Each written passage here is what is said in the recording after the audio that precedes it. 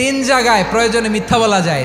এক নাম্বার, আপনার ওয়াইফকে খুশি করার জন্য, সে একটু এরকম না বলে একটু কৌশল করে বললে খুশি হবে, ওটা বলা যায়। দুই নাম্বার, জীবন মরণের ব্যাপার, যান বাঁচানোর জন্য একটু কৌশল করে ঘুরিয়ে বললেন, এটা জায়েজ। তিন নাম্বার, দুইজন ঝগড়া লাগছে তাদেরকে মিলিয়ে দেওয়ার জন্য কৌশল করে একটু মিথ্যা বলা, ঘুরিয়ে বলা যায়। দুইজনের মধ্যে দেখলেন যে সম্পর্ক খারাপ, একজনরে বললেন, ভাই সে তো ওই দিন আপনার ব্যাপারে অনেক প্রশংসা। কি আমার ব্যাপারে প্রশংসা? কি বললো? এই বললো আপনি নাকি এই করছেন ওই করছেন, অনেক প্রশংসা। লোকটার মন খুশি হয়ে যাবে তার ব্যাপারে, ঠিক কিনা?